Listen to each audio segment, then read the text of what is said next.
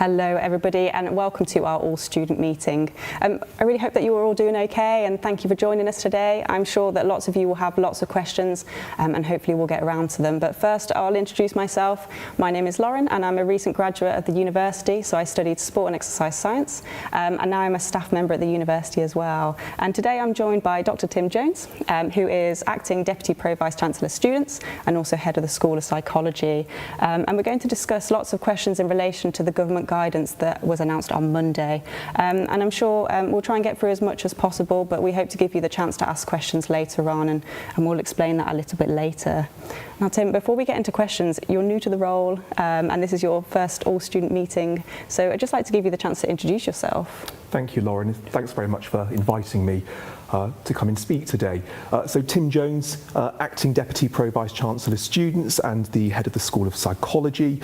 The Acting DPVC part, what does that mean? I've got the really great task actually of looking after student experience at the university, and that means I'll be working really closely with the Students' Union, working in partnership with them. We've got some really interesting, exciting things planned over the next few weeks, and also with colleagues in student services who have done, I think, quite a phenomenal job over and throughout the pandemic actually in supporting our students. So I'll be really focused on aspects of student experience, whilst also continuing to lead the School of Psychology, which I'm really proud to do as well. A nice mixture. Well, thank you for joining us. And we'll try and get through lots of questions today, of course. And should we just jump right in? Absolutely. With the latest announcement on the government guidance? And I suppose, what does that mean for students? What is the future looking like? Yeah, great. So what I'm going to do, Lauren, if I may, I'm going to pop my specs on because I'm of an age where I need to wear them. And I'm actually just going to read out the paragraph which kind of relates mostly to higher education, and I'll explain what that means to us and our students at Worcester. So the government on Monday evening announced that students on practical higher education courses at English universities who will be unable to complete their courses if they did not return to take part in practical teaching, access specialist facilities or complete assessments will also return from the 8th of March. And that's because we know that schools are also going back. Research labs and libraries can be kept open if needed. So what does that mean for us here at Worcester? Well, it means that those students on courses that have a practical or specialist element can be reasonably expected to start to return back from the 8th of March. And tomorrow, heads of schools across the university will be writing to each of their student year groups and courses, letting them know if they are those students who will be returning or if they will be students that will be still being taught online. It's slightly more complicated though, because even if you're a student that's coming back, not all teaching will be in person. There will still be the mix that we've had throughout the pandemic, which I think we've been really successful at actually at Worcester. So lots of really innovative and exciting online learning. And then those students will also have their practice or specialist-based components delivered in person. So if I take something like computing, for example, I would imagine that computing students are desperate to get back to the specialist hardware and software, and that will be an example of a practical and a specialist type of activity that they may do. But they may have an online lecture about programming, and then because they don't need to be in front of the computer whilst they're learning about some of those things. Or a student in geography might need to go into the lab for the practical part, but might learn about something such as people in places online. And all large online sessions, all large lectures will remain online. So heads of schools will be writing out tomorrow, letting you know whether you're a student that's returning or you're a student that won't be returning, and just explaining a little bit more about how it works. So that's really positive, really, for students. I know when I was a student myself, having access to facilities really aided my learning. I'm a practical learner, so you know that would be great for many students. Should we talk a little bit more about kind of what subjects that will include? So you've given a few examples there, but how do we know what subjects that is for? Yeah, so at the moment, heads of school are working through the absolute details of which courses and which students. And originally we thought perhaps we'd be limited to only bringing back final year students, but thankfully that's not the case. And of course, a good number of our students, in fact just over 50%, are actually studying on health-related or education courses, and they've still been having in-person sessions all the way through the pandemic, such as clinical skills, for example. I would envisage the courses that have an element such as sports, for example. You're a sports graduate yourself. You might want to be back out onto the AstroTurf if you're a sports student taking part in those sorts of activities.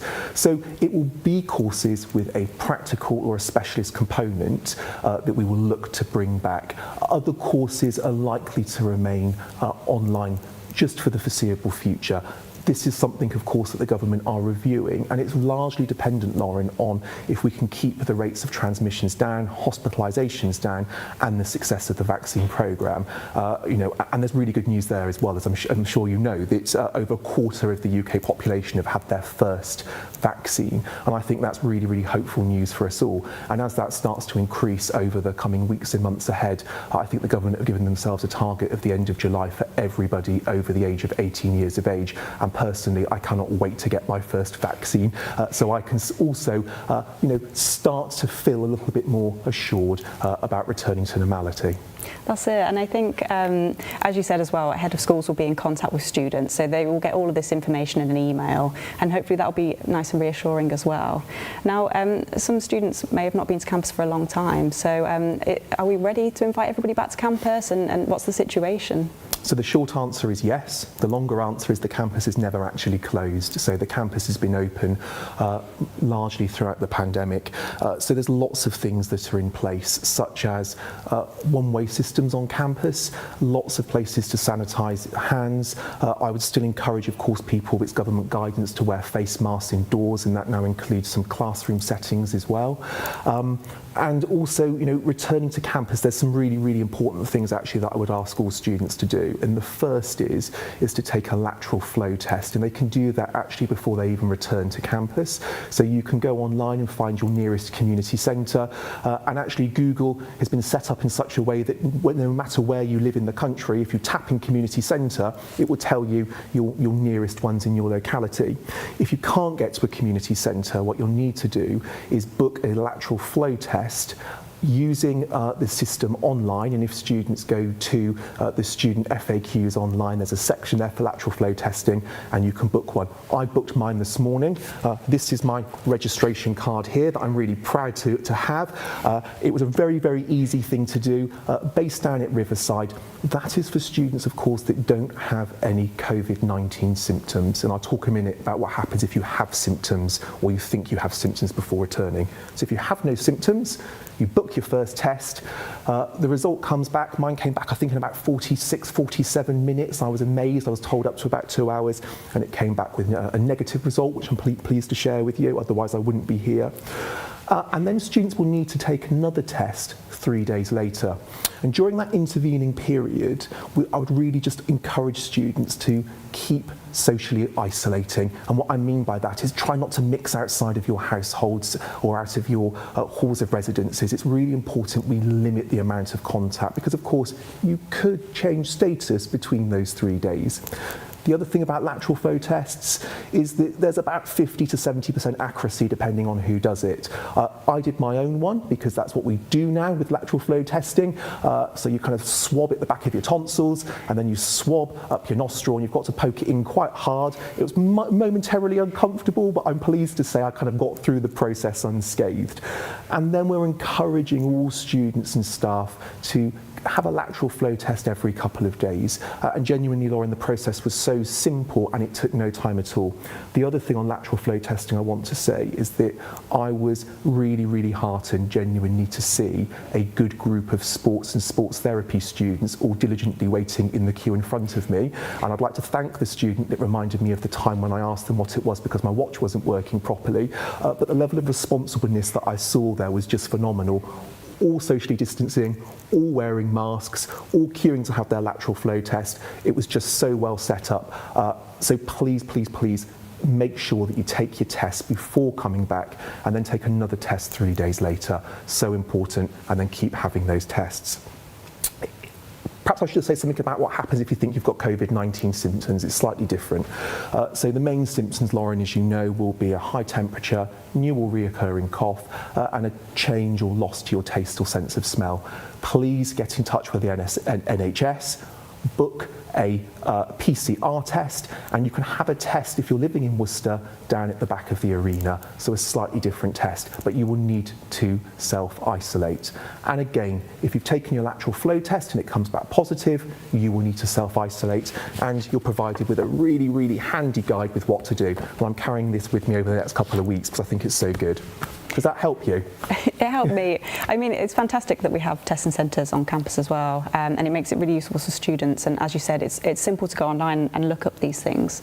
Even if it is a little bit uncomfortable, it's so important to go. Absolutely. Should we perhaps talk about when students return and some of the support available? So, as we said before, some students, may have been at home for a period of time, or they may be feeling a little bit nervous about returning to campus. How are we helping those students? Yeah, so lots of support on campus. The first thing I would say, and I'll just go back to, the campus has lots of safety measures in place right across the campus, and we all have to play an important role here. We all must continue to socially distance. We all should wear a mask.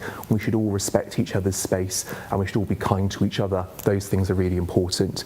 Student services, people who might be feeling slightly anxious. Some students we know will have suffered with their mental health over this last period.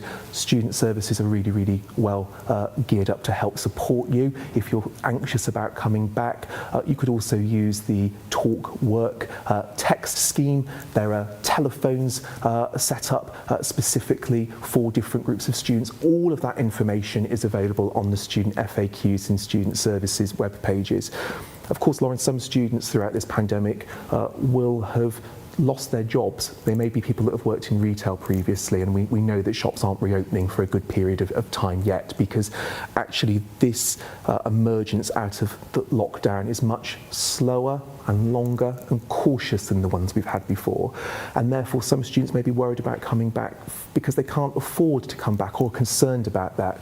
And we've got a number of non-repayable grants in place to help students, and they can get all of that information from student services via the First Point website. So 3 schemes, including a COVID-19 relief scheme, and there's also a scheme if somebody's worried about not being able to afford a laptop, or if they go back into their student house, the demands on the broadband and those sorts of things. So there's money there to really help students. Of course, speak to your personal academic tutor and speak to your course leader, because some students will have received a shielding letter.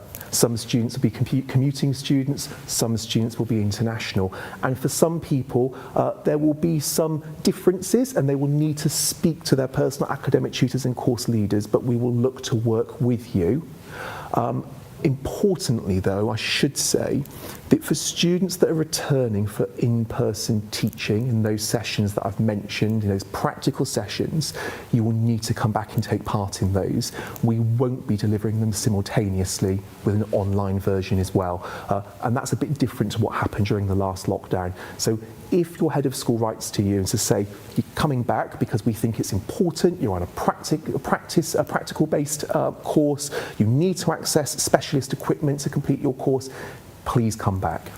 That was going to be my next question, I suppose, really, is just if you do feel really nervous, can you study online? And I mean, being on campus today, you can see that everybody's adhering to the guidance, and it feels relatively safe on campus. It's nice, and the sun is out, it looks beautiful. So just for those students, really, it will be detailed in the letter from heads of schools tomorrow. Absolutely.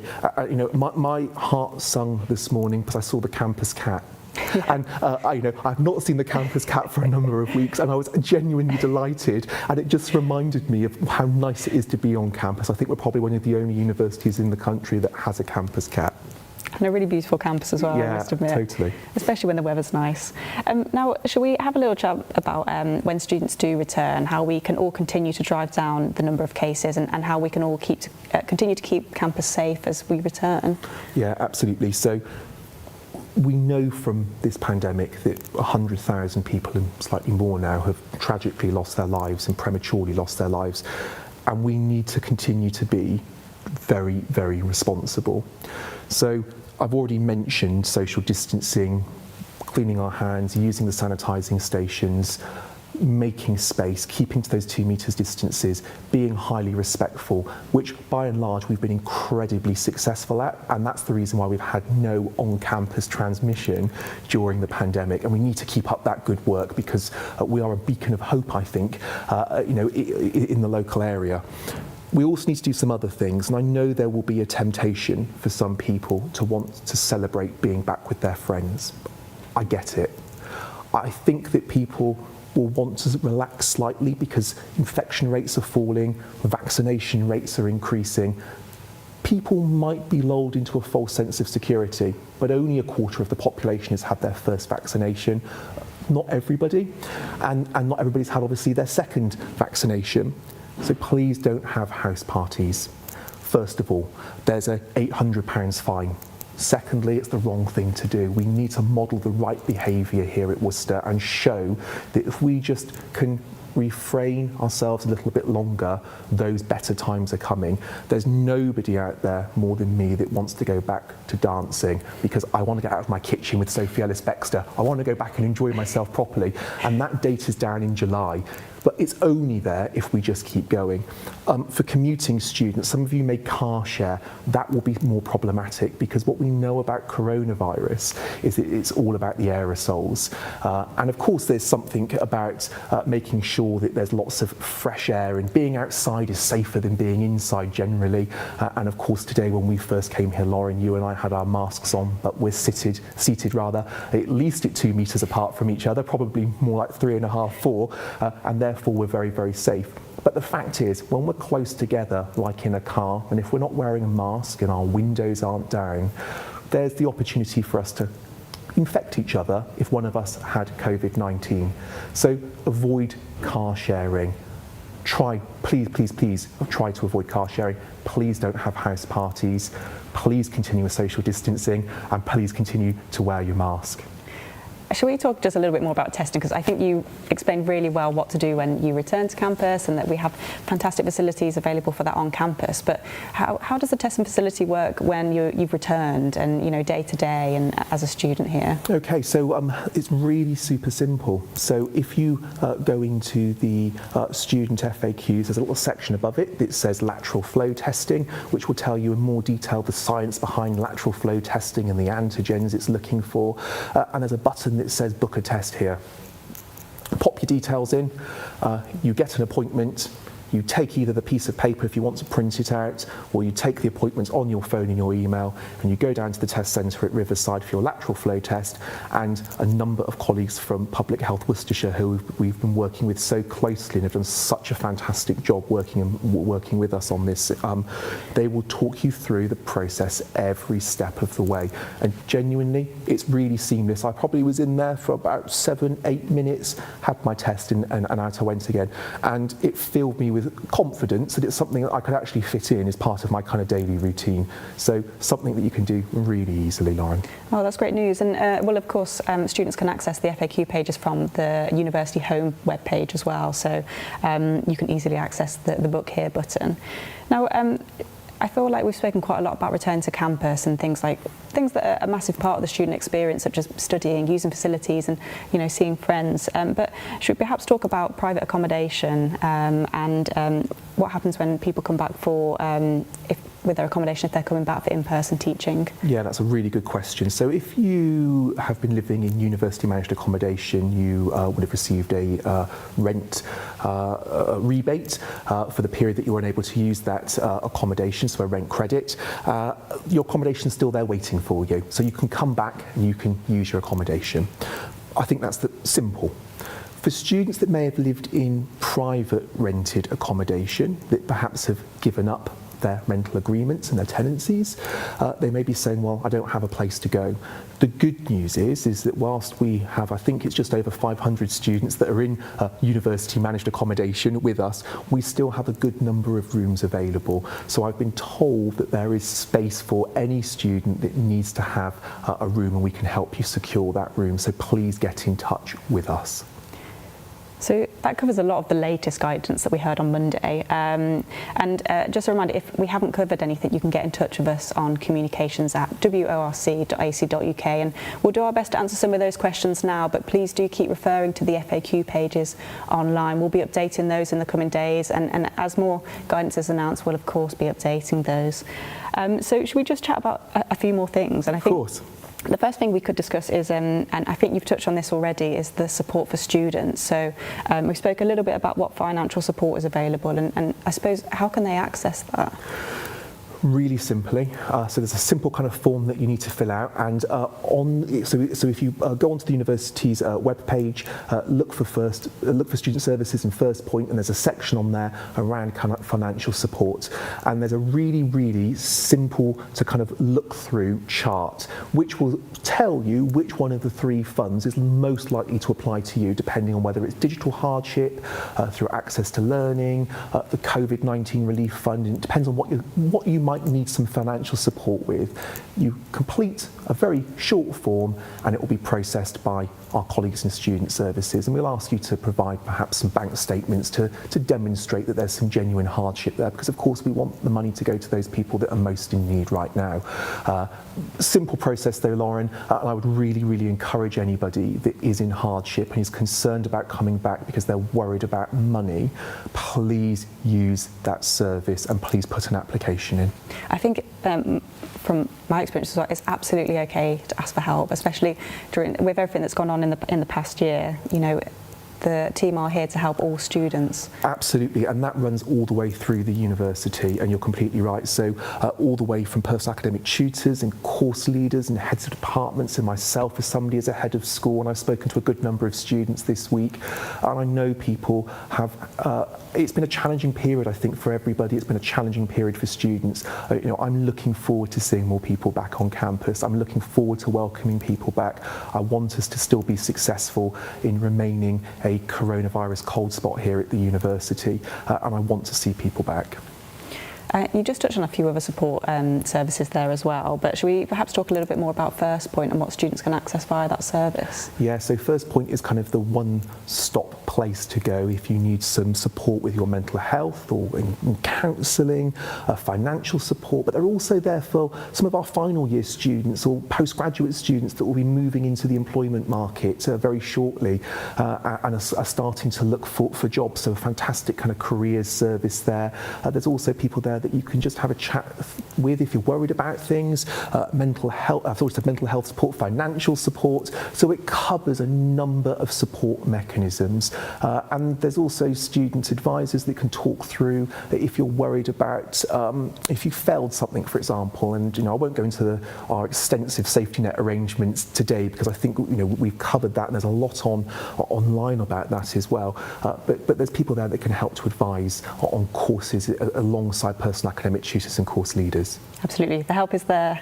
Keep referring to those FAQ pages. Absolutely, and really importantly, we're updating them really regularly. And what we also know through this roadmap is that the government will be revising their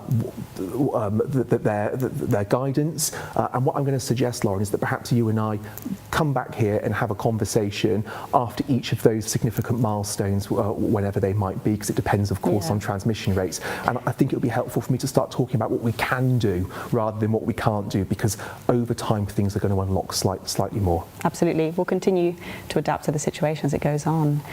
So we've had a few questions, and the first one is around international students and what information is available to them. Should they be coming back to campus? What's the situation? So the guidance currently is, if you are an international student and you're already in the United Kingdom, you can return to campus. If you are an international student and you are in your home country, you should stay in your home country. And if that guidance should change, we will of course let you know, but that's the guidance as it stands. Absolutely. We've had some students who are asking for clarification and just how exactly will they know that they need to return for in-person teaching? So you will get an email from your head of school which will outline if you are a student who is returning or if you're a student who's not returning. And if you receive that email, you can assume that your in-person components for your course will start week commencing the 8th of March. So it will be really clear in the email. So please look out for your university emails. And I know that not all students check them very regularly, but that will be the main method that we will communicate with students. And those will be starting to go out tomorrow. Please don't panic if you haven't had it at kind of 9 or 9:30. It may take a little time to go through the system, but you will have had an email from your head of school and it will be really clear. Absolutely, and another thing that is on students' minds, and I remember it's quite an integral time now for lots of students, particularly final year students going into their final semester, and we've had some questions around exams and whether they'll be online this May. So my understanding is that exams will be moving to online during this period. We're still looking at all of our assessments, and as part of the safety net arrangements, you will know that we've been working really hard looking at all modes of assessment to make sure that we can assess in our usual inclusive and fair way. That's good to know. And I suppose we've spoken a fair bit about when people return in for in-person teaching, it will be to use the facilities and the criteria around that. But if we have a conversation about other facilities that we have, including the Hive Library, which is a fantastic facility, will that be open for students? Yeah, so the Hive has always been open. It's been open over the past few weeks. So has Pearson. The types of facilities that won't be available, Lauren, though, will be the pool table in the hangar. That won't be available. The gym won't be available for the vast majority unless it's used for a specialist teaching facility. But the AstroTurf pitch is likely to start to reopen because outdoor sport is something that will slowly start to come back in. So we will start to see more of our facilities unlocking. And that's why I suggested that at each of the milestones I come back and we have a conversation, I can kind of run through in detail what we can start to do, because I know that people are desperate to start to use our facilities and to actually embrace life in a slightly different way than we've been able to over the past kind of 4 or 5 months. Absolutely, and I think now that the weather's turning, it's a little bit nicer to do things outside that perhaps before Christmas just felt really cold to do. So yeah, absolutely. Yeah. That covers so many questions. So I think we'll wrap there if that's okay. But I was just going to ask you a final time if there's anything you'd like to cover in this session. No, I think I've probably covered everything that I'd like to get across, other than, I'd like to thank every student that has been so responsible, has worked so hard, and particularly some of our frontline students, those students on those critical future worker courses who have been in taking part in clinical skills since January, have been out on placements and have worked tirelessly throughout. Thank you genuinely, and for all students, thank you for the responsible way in which you have behaved, and I hope you will continue to over the next few weeks in making sure that we keep case rates really, really low and that we don't have instances on campus. Well, thank you for joining, and thank you to all of you that have tuned in today and for all your questions as well. Please don't hesitate to get in touch with us at Communications if you'd like to see anything else in future meetings, or if we can help with anything. But what I would say is keep an eye on the FAQ pages that you can access from the university homepage, and keep checking your email as well, as that's where you'll be delivered a lot of information. And I do hope that's answered a lot of your questions. So take care all, and thank you very much.